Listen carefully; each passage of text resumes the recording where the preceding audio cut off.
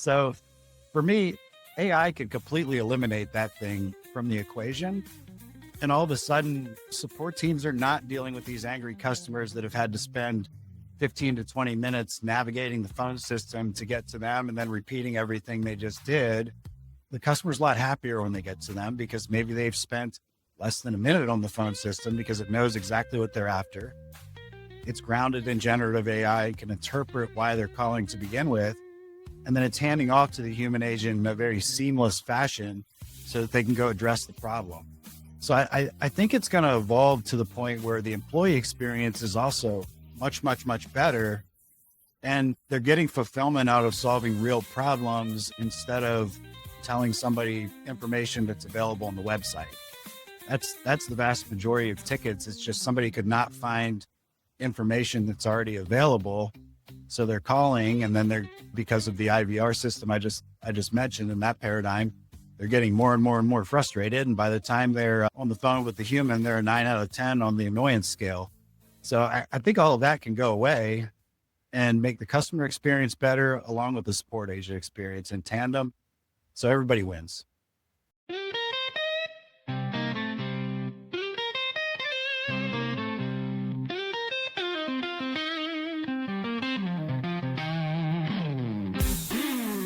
Mike's got the hat, the AI kind. Unlocking power in business you'll find. Cut through the hype, explore the tech. Every week, new ideas to check.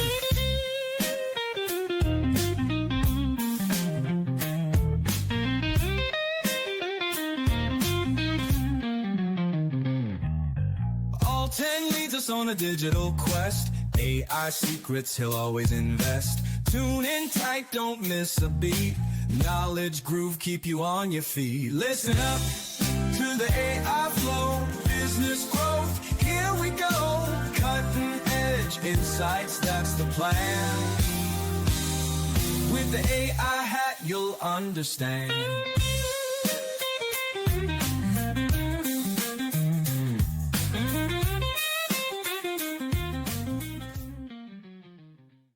Greetings, program. Welcome back to the AI Hat Podcast, where I selfishly use this time to pick the brains of experts harnessing the power of AI across all areas of business, from streamlining operations and boosting productivity to gaining a competitive edge and driving explosive growth.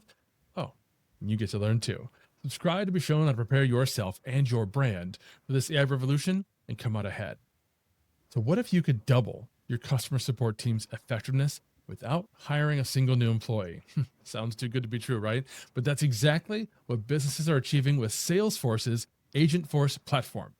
Every day, support teams are drowning in tickets, burning out their best agents, and watching their customer satisfaction scores take a nosedive. The cost of scaling support teams traditionally is skyrocketing, while customer expectations for instant 24/7 support keep climbing. But there's a solution that's transforming support teams across industries. And today, we're diving deep into real-world success stories and practical implementations of AI-powered support that's cutting response times in half and revolutionizing how teams work. I am thrilled to welcome Aaron Godby, founder and CEO of Green Irony, who's been at the forefront of this transformation. Aaron and his team have implemented some of the first Agentforce solutions with Salesforce, including a groundbreaking project at UNC Charlotte that's completely revolutionized their student support system. As a seasoned technology executive and AI implementation specialist, Aaron has helped countless organizations turn the promise of AI into actionable, measurable results. He's the perfect guide to help us understand how to achieve these incredibly efficient gains. Hey, Aaron, welcome to the show. Hey, Mike, thanks for having me. My pleasure. I can't wait to dive into this with you. This is going to be so much fun. But before we dive into those solutions, kind of help us understand the current state of customer support. What are some of the challenges that companies are facing that make some of those traditional scaling methods that we might be familiar with unsustainable? Sure. Yeah. So let me walk you through it a little bit and what we've seen. And I'm thinking of a few of our customers in particular, but this is just how it works broadly with customer support right now. You'll have a call center, let's call it 500 to 2,000 agents or so in this call center. And they're hiring like crazy and training like crazy because the turnover of these resources is significantly high. These operators are dealing with technology systems that in most cases are not very easy to use. and their tasks are pretty complex because people can call these call centers needing an answer for just about anything. So think of an airline where there's maybe a weather event in Atlanta. A weather event in Atlanta is going to impact all sorts of things because that's Delta's hub. That's a big time international airport, a big hub on the East Coast of the United States, you name it. So it's going to result in a lot of spikes for support needs for an airline. So they're going to be overwhelmed with all sorts of different requests. And these, let's call it 2,000 agents, are going to have the phones ringing nonstop with all these different types of requests. And they're going to be interfacing with these support systems that can be fairly cumbersome to use. So if I take a step back and I look at this as a business leader and I do some quick napkin math, the cost on that is pretty significant. If you look at 500, 1,000 agents, it's easily over 100 million in labor costs when you start considering management, you start considering, and then you bring in other operational costs like office space, like equipment, training costs, management. It starts to really add up. And what you're left with is pretty significant investment with not great results. A couple of them that I'm thinking of actually have net promoter scores below -50. And it's not because they're not trying. It's not because they're not investing in this. It's just a really challenging problem to solve because of the resources, because of the technology, the high training costs, you name it. It's just a difficult business problem to solve. But with AI, we now have a tool in our tool belt that makes things a lot easier. Got it. My first job out of college was working for a Dana Corporation, 80,000 plus company at the time. I think they've shrunk a little bit since then, but they were a tier one supplier to automotive companies. And I was in their global IT group in the internal IT support system. So I was handling those internal calls. Now it was only 80,000 employees, which sounds like a lot, but it's not the kind of volume that like a United or some other airline might get when it comes to customer service. But still was a lot of volume. We had to have different areas. We probably had 30 people on the team. Would you say a lot of the same problems and struggles that you're talking about just now would apply just the same to a team that size, not 500 to 2,000 like you mentioned before? Absolutely. So if I look at University of North Carolina, Charlotte, their IT support teams, roughly, let's call it 30 people or so. But even then, it's difficult to support their student body of 30,000 people, even on the IT side, because they're calling all hours of the day. So you're not necessarily restricted to 8 to 5 business hours. Somebody could be locked out of their system at 11 o'clock at night, and they need to get in because they need to access and submit a homework assignment, for example. And in their case, when we started working with them, we realized that 20% of their tickets and 20% of their time was just going to system access issues. So I forgot my password, can't use my two-factor authentication, what have you. And that resulted in a lot of inefficiency there because that's something that could be fairly easily solved with AI. Yeah, just yesterday, I was delivering a keynote on AI for business, and that was one of the questions that came up. How did I personally feel about AI agents answering the calls? And I said, I love it because of this exact reason. When I was at Dana Corporation, I was supporting all of our ERP systems, Bond, Oracle, SAP, and so on. I'm sure 80% of the calls that I got were, hey, Mike, I forgot my password. Can you get me back into Bot? Which is fine, but that wasn't like fulfilling work for me as an individual. That wasn't the best use of my time when there's so many other creative things I could have been doing. So it's a fantastic point. And I love that you brought up UNC because I definitely want to dig into this. Walk us through what that implementation looked like. What were some of the specific problems that they were facing and what results have they seen since working with you? Sure. And Mike, do you mind if I take a quick step back just into the higher ed landscape as it exists today? There's some fairly significant challenges just with budgeting. The policies that have come out in the last couple of months have significantly restricted the amount of overhead that higher ed institutions can have. So in addition to what we were seeing last year when we first started working with Charlotte, the problems amplified because of the new policies in place, restricting the amount of overhead that can be used in a grant and also restricting the number of grants that are given out. So there's a bit of an operational expense crunch happening right now in higher ed across the United States. And this is an area I'm really passionate about. My sister's actually a professor over at University of North Carolina, Chapel Hill. She does some great work in infectious diseases. So my thought is how do we help them be as successful as they are today with a more limited budget, or perhaps even more successful at driving student outcomes, at driving research outcomes, everything that's important to the university, which has nothing to do with helping people unlock systems when they forgot their passwords, right? That's just something that comes along with it and that is a necessary evil in supporting everything. So how do we take those things like resetting passwords and make it a lot easier so that they can focus on the big problems? Because as a higher ed leader, you've got all these really smart people in these positions.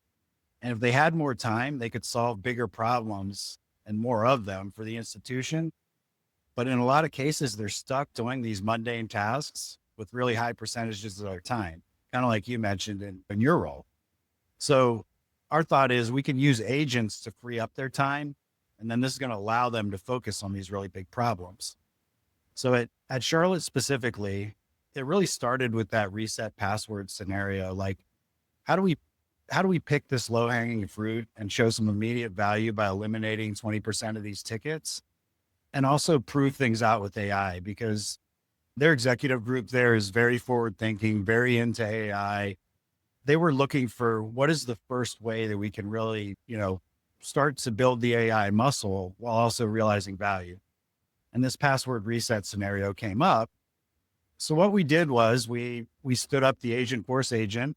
And the way that works at a high level, we can talk more about this later, you essentially ground the agent in knowledge. So everybody's got, well, not everybody, most big organizations, especially if they're larger support teams, have a knowledge base.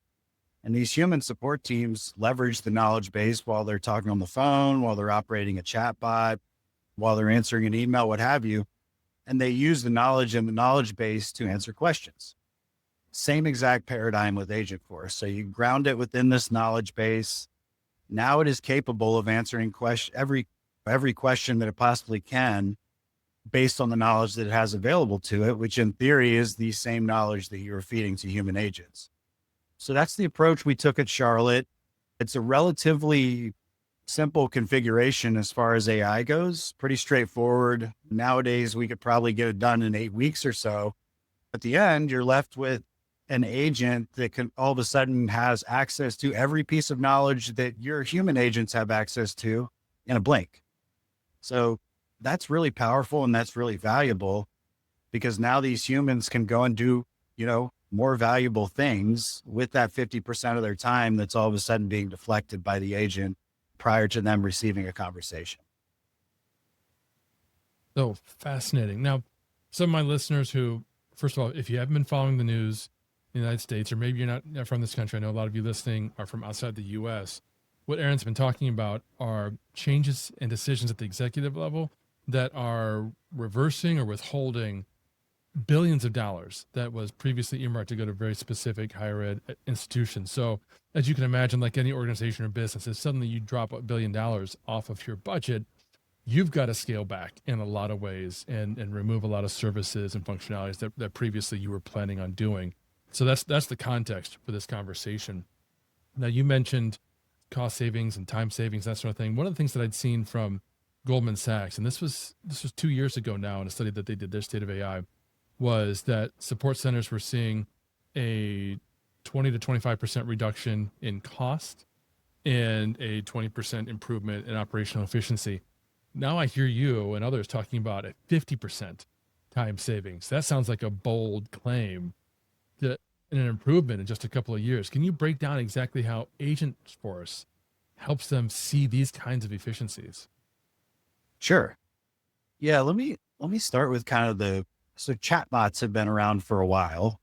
They're nothing new. And I think in a way, folks are thinking about this and they're thinking about chatbots, and maybe it's just a more advanced chatbot. So how could we possibly get 50% right out of the gate? But the paradigm is actually much different between an agent and a chatbot. So let me dive into that real quick, because I think that will add some context that illustrates why you can get these levels of gains with Agentforce. So with the chatbot, you're essentially programming every piece of behavior in that chatbot. So think of it like a decision tree. Either suppose you're pulling up Delta's chatbot. I need to rebook my flight. I need to know where my gate is. I need to understand where my checked luggage is, those sorts of things. So you'd have to program every single one of those and then behind the scenes make it actionable in order for that chatbot to work. So you start to get into a situation where you're only able to pick and choose certain scenarios to address. Now, let me contrast that with what we do with Agentforce that I described earlier. You're able to ground it on whatever data you want. We started with the knowledge base at Charlotte. And when you start with the knowledge base, what you're left with is an agent that can answer questions as good or better than your best human agent. So now all of a sudden you have that, that let's call it defense in front of your support team that's able to answer basic questions as well or better than your best agent because it's consumed all of this information, just like ChatGPT, for example, is grounded on the history of the internet. This would be grounded on your knowledge base. Then you can take it to the next step and say, all right, I also want to ground it on customer specific information, or in the case of a university, student specific information. And that could be things like what financial aid packages are that student qualifying for? What courses are they enrolled in? What activities they do outside of class? So now all of a sudden, in addition to being able to answer any general Q&A that's available in the knowledge base, it could also answer things that are very specific to that human that it's interacting with. Then you can think about, how do we take it to the next level and let the agent actually perform actions? So in the past with those chatbots, again, you're limited to whatever you've programmed into it. In the case of agents, you have an action framework. So you're essentially giving that, the new term for it is digital labor. So think of it as a digital support agent. You're giving it additional capabilities that it can perform. You're expanding the scope of its job role. So if you have a robust set of APIs, and in case anybody listening is not familiar with those, that's basically how computers communicate with one another. So one system will have a contract of how do I want to be communicated with to do a certain thing. That's an API. So if you have a good set of APIs, like one of our clients, Spirit Airlines, and this is publicly available information, they've done a lot of success stories on it. They've got a great set of APIs that allows them to do basically anything within the airline that's passenger facing, pilot facing, flight attendant, you name it. They can perform that within their systems through these APIs. So you can imagine that if you were to configure an agent like Agentforce and you had a set of APIs like that, all of a sudden the possibilities are fairly limitless. And to me, and this is speculative at this point because the technology is so new that nobody's done this yet. But what I'm talking about right now is technologically possible today. On April 10th of 2025, this is possible. You could build the abilities for Agentforce to interact with every one of those APIs and essentially perform any action that a human agent could by leveraging those, plus being grounded in the right data and grounded in the right knowledge. So think of it like a digital representation of your best support agent. That's essentially what you can build today with Agentforce. And that's why you can get those sorts of results, like a 50% plus right out of the gate, because it's able to do anything that these humans can. And it's not incurring the tax of having to work with a pretty ineffective user experience in order to do it. Yeah. Well, first, thanks for dropping the timestamp, because this will come out a little bit after what we've discussed and when we've recorded it. So capabilities will be even better than what we've talked about. And longtime listeners of the show, this might sound a little bit familiar because we've talked about RAG on the show, Retrieval Augmentation Generation Systems, which Agentforce in some respects is. We talked about it on an episode all about Notebook LM, which I'll link to in the show. And Notebook LM is a fairly simplistic version where you simply load up sources, documents, files, whatever. And any conversation that you have then with the LLM is restricted to those sources. And that's something that I wanted to underscore for the listeners.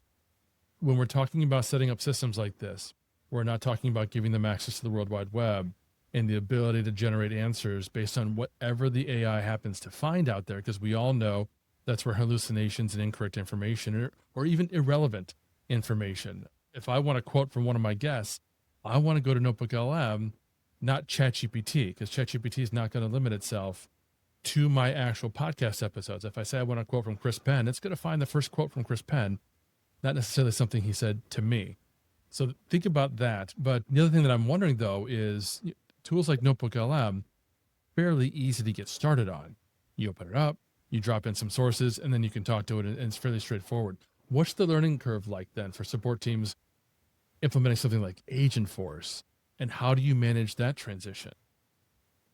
Yeah, good question. So I think two things there. There's the implementation side of actually standing it up for the first time. That's something that to me, it's wise to find somebody that's done it before, that understands agentic AI, that understands large language model concepts and prompt engineering, and also understands data integration, data lakes, and everything that it takes to actually make this thing be effective. That's where they should probably go for some level of outside help. But that outside help, if they're skilled in this, they can do this relatively quickly because Salesforce has built a great platform for spinning up agents. As a quick tangent, we've done this the hard way in the past. So as soon as OpenAI came out with an API that we could interact with, we started building agents custom. And that takes a lot of work behind the scenes for all the reasons you just mentioned, Mike. Preventing hallucinations is not easy. Grounding in the right stuff with RAG, that takes a lot of engineering infrastructure. So we had dabbled in that in the past. And our thought always was somebody's going to build a platform around this and make it a lot easier to focus on adding business value versus building infrastructure. And that's what Salesforce did starting last September with their Dreamforce announcement. So I think to me, the more important part of that question there is what's the change management to a support team if they were to add an Agentforce? And I think short term, it's minimal. It actually makes their lives a lot easier because if there is an escalation from this chatbot, they'll receive a summary. So it's smart enough to know what is it that the customer is actually asking for support on, and it'll summarize that as soon as it hands it off to the human. So they don't have to go through this chat transcript or come in cold with no knowledge. They know exactly what the customer's after as soon as they start fielding that support ticket.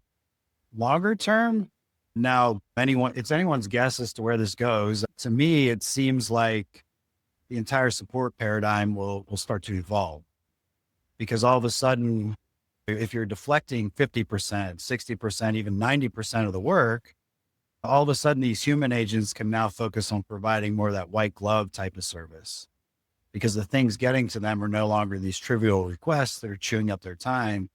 Maybe it's a more complex request and they can go and solve that on behalf of the customer and then you start to experience a lot higher CSAT scores, a lot happier customers, and you start to build a better business that way and happier support teams for that matter. I think that's a huge point. I'd love it if you could expand on that a little bit more, because I think a lot of the folks listening, if you're the business owner, the idea of increasing response time rates and decreasing the number of tickets that go to your human reps sounds amazing. Mm-hmm. But if you're the human rep, you're starting to wonder, I think, where does that leave me? Am I going to be out of a job? What am I going to do? And you kind of touched on that a moment ago, but I'm wondering if you can expand on that a little bit more. Sure. Yeah. And I could see where they're coming from, and it's evolving so quickly that it's difficult to keep up. Even for me, that's in AI every day, there's something new every day. So I can understand the fear behind that. But I think where it's going to move is more of the humans providing white glove service and the customer service getting much better, not eliminating human resources. So as an example, like there's these IVR systems that have been around for a while that folks are probably overly familiar with. And for me, it's one of the most frustrating experiences you can have. And I try to avoid it at all costs. But sometimes you just have to call the 800 number and go through the menu where it says, press 1 for this, press 2 for this. And then all of a sudden you're like 8 layers deep into this thing and you're in the wrong spot. And either you have to start over or go back somehow. And I find myself getting more and more annoyed as these things go along. All of a sudden I've spent 15 minutes trying to get through this phone menu to get to a human. And then you get to the human and they don't have any context of what you're after to begin with. So you're starting over again. So for me, AI could completely eliminate that thing from the equation. And all of a sudden support teams are not dealing with these angry customers that have had to spend 15 to 20 minutes navigating the phone system to get to them and then repeating everything they just did, the customer's a lot happier when they get to them because maybe they've spent less than a minute on the phone system because it knows exactly what they're after. It's grounded in generative AI, can interpret why they're calling to begin with, and then it's handing off to the human agent in a very seamless fashion so that they can go address the problem. So I think it's going to evolve to the point where the employee experience is also much, much, much better. And they're getting fulfillment out of solving real problems instead of telling somebody information that's available on the website. That's the vast majority of tickets. It's just somebody could not find information that's already available. So they're calling, and then they're, because of the IVR system I just mentioned in that paradigm, they're getting more and more and more frustrated. And by the time they're on the phone with the human, they're a 9 out of 10 on the annoyance scale. So I think all of that can go away and make the customer experience better along with the support agent experience in tandem. So everybody wins. That's where I would like to see it go. Those are such huge points. Routine inquiries are going to get taken care of automatically and at a much more rapid clip. When something does need to be escalated, the context comes with it, which is better for both parties on that call, the support center rep, as well as the customer on the other end of the call. And by not having to deal with those routine tasks, your customer support agents now can devote even more time to researching, talking to customers, talking to second level engineers, quality assurance folks, whoever they need to do to help them solve the bigger issues. So instead of issues lasting 4 to 8 hours or a day or more, they're free to just focus on it until they get that thing solved, as tenacious as they need to be. Folks, we're talking with Aaron Godby about how organizations are successfully implementing and benefiting from Agentforce. Now, I've got several more questions you aren't going to miss, but first, a quick word from our sponsor. This episode of AI for Business Leaders, the AI Hat Podcast, is brought to you by Magi.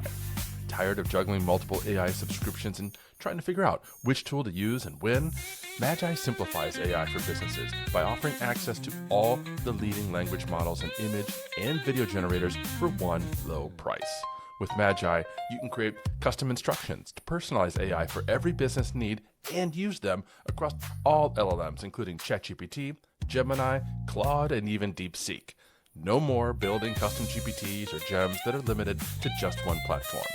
Magi also lets you create customized workspaces for your entire team, giving everyone in your organization access to the same AI assistants and tools and prompts. Ready to streamline your AI workflow and empower your team? Tap the link in the show notes to visit Magi today to learn more. And now, back to the rest of today's episode. So Aaron, how do we know if this is working out? What are some of the metrics that businesses should actually be tracking when they're implementing these kinds of AI-powered solutions? Great question. So I'll caveat this and say that it's evolving really every couple of weeks. Salesforce is updating Agentforce and dropping releases every 2 weeks. So that's rapidly evolving. The first thing to look at is what we have been looking at in support for a long time, which is case deflection. So how many different cases can be deflected by this chatbot where somebody's happy with the response that they've gotten and the service they've gotten, and they don't need to talk to a human and then consume their time? That's obviously the best one. And then you start to dive deeper. What types of cases are being deflected? What types of cases are not being deflected, and what are they about? So that lets you start to improve the agent over time. To me, those are the two main things you should be looking at, because we like to look at the agent as if it's digital labor and it has a job description of its own. And that job description can be ever expanding as you add new capabilities to it. So you configure new behaviors, you ground it on new data, you give it new actions to perform.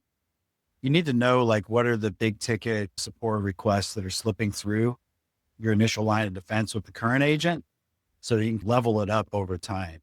Because this is really an ongoing thing. You're investing in your digital labor the same way that you would your human labor, by giving it additional capabilities and additional things that it can perform on behalf of the customer.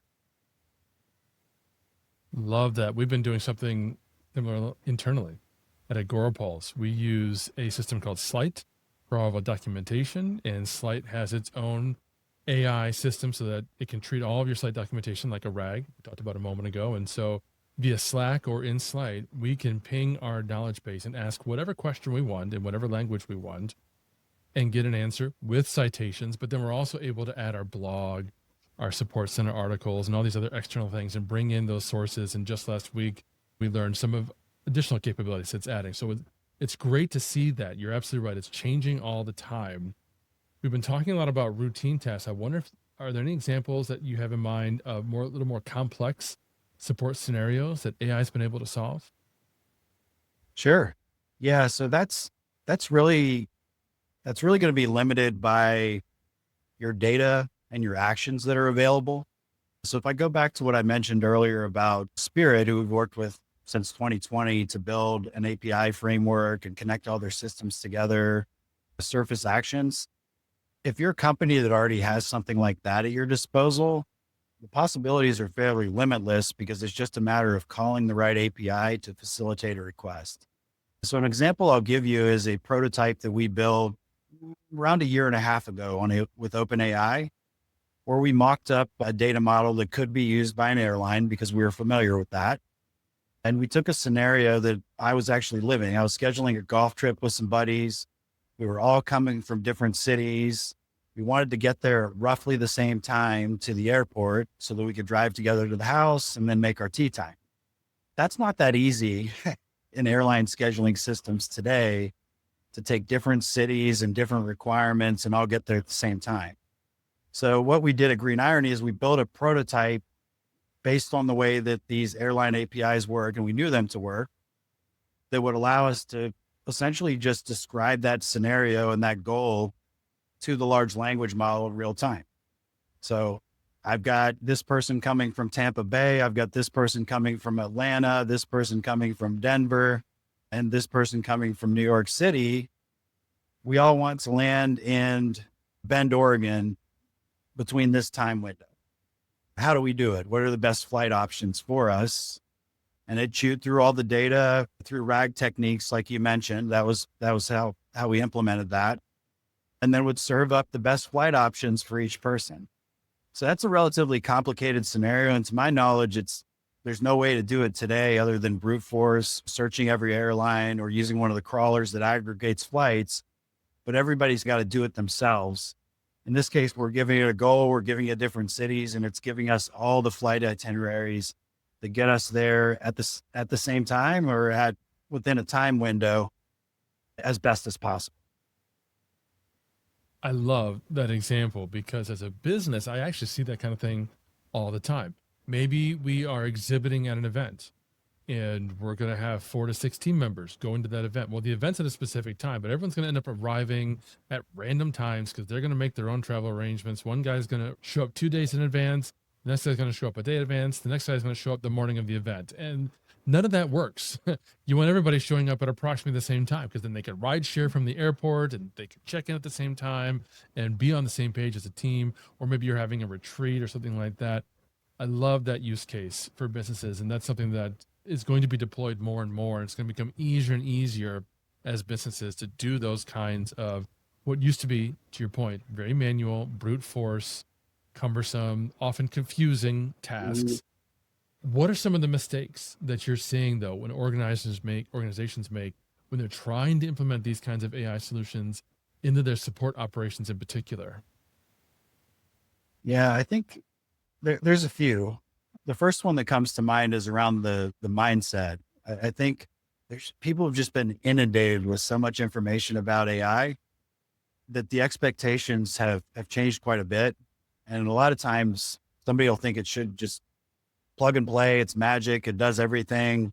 You don't need anybody to configure it. That's just not the case though, because of everything that we've talked about on this call regarding the need to ground the agent, to make sure that you're not hallucinating, to get the right data in there. So with that in mind, some of the mistakes that I've seen as far as implementation goes are under emphasis on data and integration. So the agent's only going to be as good as the data that you ground it with. So if that's a knowledge base, you need to make sure that knowledge base is really, really good because the agent is going to take that as gospel. It's going to assume that that information is correct and it's going to give it to the customer. So the first thing is the quality of your knowledge base.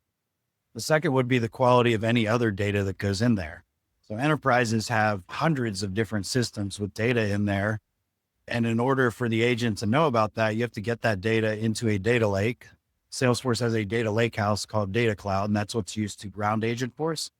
So you need to get that data in there in a consumable fashion, and it needs to be accurate in order to ground the agent. That's the second thing. The third would be surfacing actions that the agent can perform. So if I go back to the airline example, maybe that's rebook a flight. Or if I'm a pilot and I'm sick, maybe it's call in sick. And then that triggers a bunch of different actions and different systems that have to take place. But if you don't have the systems integration in place, you don't have the APIs to drive that, that agent can't perform that action. The last one that I'll touch on is just the human agent interaction. So these agents are not replacing people. They're not at scale, right? They're replacing some of the work that people are doing so that they can do it more effectively. So what we found in our exercises, it's really important to nail down, how does that handoff work? So when the agent escalates to a human, what does that handoff look like? And how do we make the human's job as easy as possible once that handoff occurs? So that you've got a happy customer, you've got a happy customer support agent, and everybody wins. Your point about data, I think, is huge. That is a massive concern that people need to be thinking about. I mentioned our system at Agorapulse. We're slowly implementing it out to customers because people have questions all the time about a social media management tool. Do you support this or that platform? Do you support videos to Instagram, those kinds of things? And we discovered this when someone had asked, do we support Google My Business? And the initial answer was, no, we don't, which was an incorrect answer. And when we looked at the data and we looked at the citation, it was referencing an old release note where it had mentioned that we don't support Google My Business from like several years ago.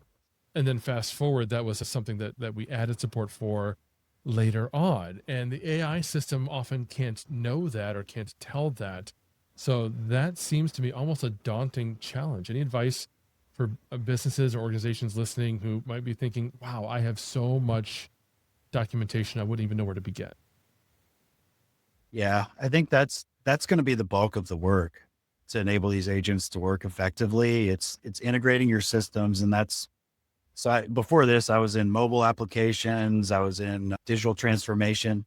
To me, that was always limited by systems integration. That's a brute force, dirty work that has to happen to enable these things. And it's going to be the same with AI. It's just maybe even more of an emphasis on it and even more of a priority to get it right. You have to make sure that your API strategy is in place so that you can interact with these systems and that your data is clean so that it goes into the system and it goes into the data lake and you can trust it with AI. So to me, there's not really a shortcut around it. It's been an issue since I've been in consulting, starting in mobile consulting in 2012.